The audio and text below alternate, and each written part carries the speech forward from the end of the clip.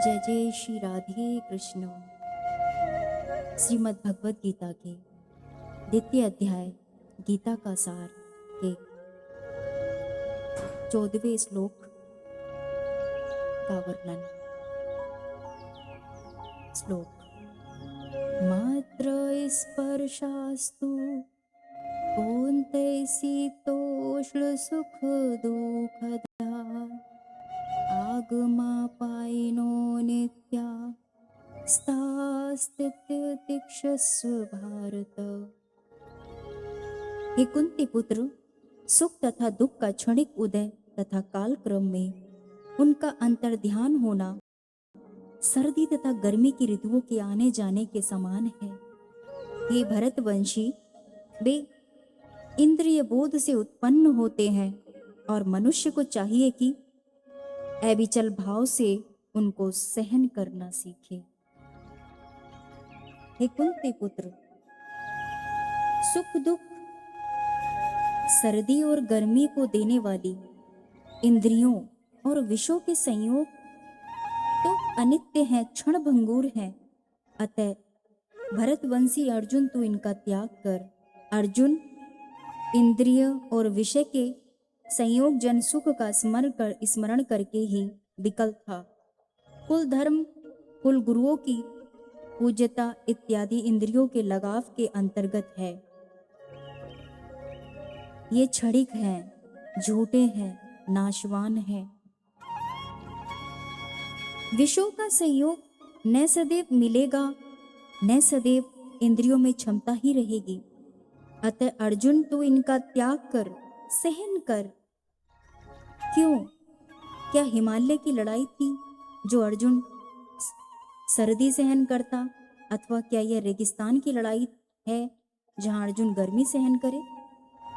कुरुक्षेत्र जैसा कि लोग बाहर बताते हैं समशीतोष्ण स्थली है।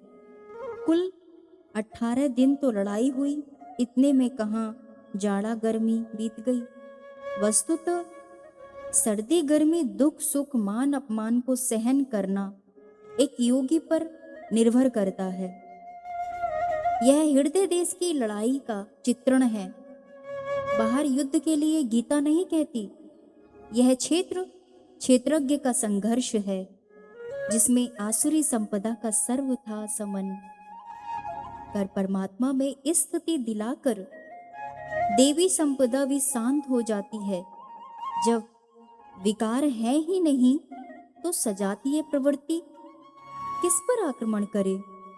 अतः पूर्ण के साथ वे भी शांत हो जाती है।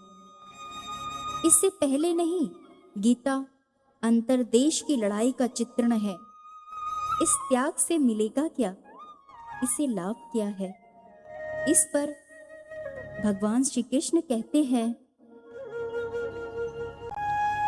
यम ही न व्यथ्यन्ते ते पुरुषं पुरुषो सर्व सम दुख सुखम धीरम सोमे मृत्याय कल्पते। हे पुरुष श्रेष्ठ अर्जुन, जो पुरुष सुख तथा दुख में विचलित नहीं होता और इन दोनों में समभाव रखता है, वह निश्चित रूप से मुक्ति के योग्य है। तात्पर्य है,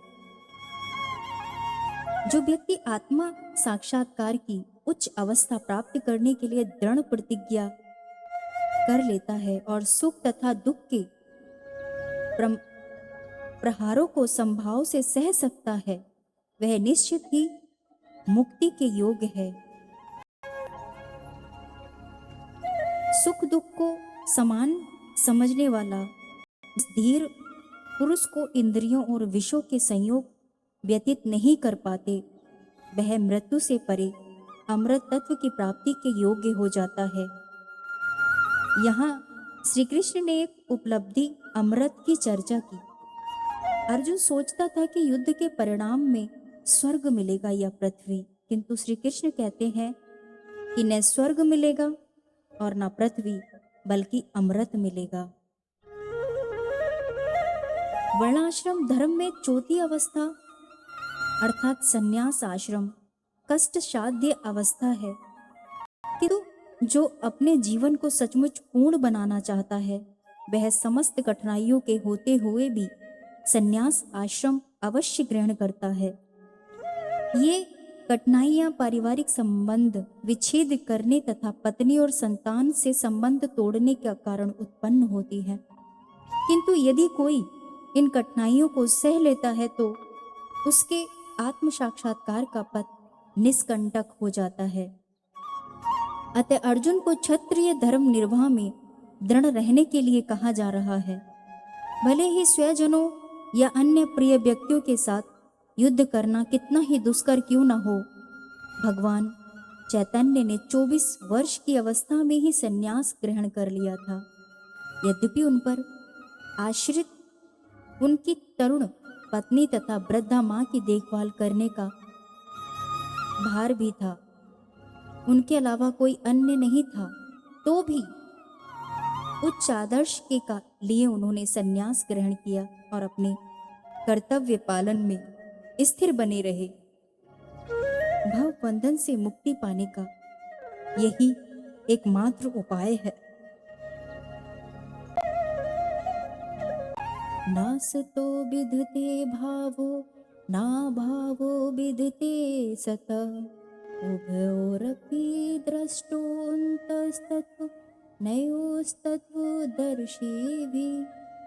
तत्वदर्शियों ने यह निष्कर्ष निकाला है कि असत अर्थात भौतिक शरीर का तो कोई चिर स्थायित्व नहीं है, किंतु सत अर्थात आत्मा अपरिवर्तित रहता है। उन्होंने इन दोनों की प्रकृति के अध्ययन द्वारा यह निष्कर्ष निकाला है। अर्जुन, असत वस्तु का अस्तित्व नहीं है, वह नहीं, उसे रोका नहीं जा सकता, और सत्य का तीनों काल में अभाव नहीं है, उसे मिटाया नहीं जा सकता। अर्जुन ने पूछा, क्या भगवान होने के नाते आप कहते हैं? श्री कृष्ण ने बताया, मैं तो कहता ही हूँ। इन दोनों का यह अंतर हमारे साथ साथ तत्वदर्शियों द्वारा भी देखा गया है। श्री कृष्ण ने वही सत्य दोहराया जो तत्वदर्शियों ने भी कभी देख लिया था। श्री कृष्ण भी एक तत्वदर्शी महापुरुष थे। परम तत्व परमात्मा का प्रत्यक्ष दर्शन करके उसमें स्थिति वाले तत्वदर्शी कहलाते हैं। सत्य और असत्य है क्या, इस पर परिवर्तनशील शरीर का कोई स्थायित्व नहीं है। आधुनिक चिकित्सा विज्ञान ने भी यह स्वीकार किया है कि विभिन्न कोशिकाओं की क्रिया प्रतिक्रिया द्वारा शरीर प्रतिक्षण बदलता रहता है। इस तरह शरीर में वृद्धि तथा वृद्धावस्था आती रहती है, किंतु शरीर तथा मन में निरंतर परिवर्तन होने पर भी आत्मा स्थायी रहती है। यही पदार्थ तथा आत्मा का अंतर है। स्वभावतः शरीर नित्य परिवर्तनशील है और आत्मा शाश्वत है। तत्वदर्शियों ने चाहे वे निर्विशेषवादी हो या सगुणवादी इस निष्कर्ष की स्थापना की है। विष्णु पुराण में कहा गया है कि विष्णु तथा उनके धाम स्वयं प्रकाश से प्रकाशित है। सत तथा असत शब्द आत्मा तथा भौतिक पदार्थ के ही द्योतक है। सभी तत्वदर्शियों की यह स्थापना है। यहीं से भगवान द्वारा अज्ञान से मोहग्रस्त जीवों को उपदेश देने का शुभारंभ होता है। अज्ञान को हटाने के लिए आराधक और आराध्य के बीच पुनः शाश्वत संबंध स्थापित करना होता है और फिर अंशरूप जीवों तथा श्री भगवान के अंतर को समझना होता है। कोई भी व्यक्ति आत्मा के अध्ययन द्वारा परमेश्वर के स्वभाव को समझ सकता है। आत्मा तथा परमात्मा का अंतर अंश तथा पूर्ण के अंतर के रूप में है। वेदांत सूत्र तथा श्री भागवत में परमेश्वर को समस्त उद्भवों अर्थात प्रकाश का मूल माना गया है। ऐसे उद्भवों का अनुभव परा तथा अपरा प्रकृति क्रमों द्वारा किया जाता है। जीव का संबंध परा प्रकृति से है, जैसा कि 7वें अध्याय से स्पष्ट होगा। यद्यपि शक्ति तथा शक्तिमान में कोई अंतर नहीं है, किंतु शक्तिमान को परम माना जाता है और शक्ति का प्रकृति को गौण, अतः सारे जीव उसी तरह परमेश्वर के सदैव अधीन रहते हैं जिस तरह सेवक स्वामी के या शिष्य गुरु के अधीन रहता है। अज्ञान अवस्था में ऐसे स्पष्ट ज्ञान को समझ पाना असंभव है। अतः ऐसे अज्ञान को दूर करने के लिए सदा सर्वदा के लिए जीवों को प्रबुद्ध करने हेतु भगवान भगवत गीता का उपदेश देते हैं। जय जय श्री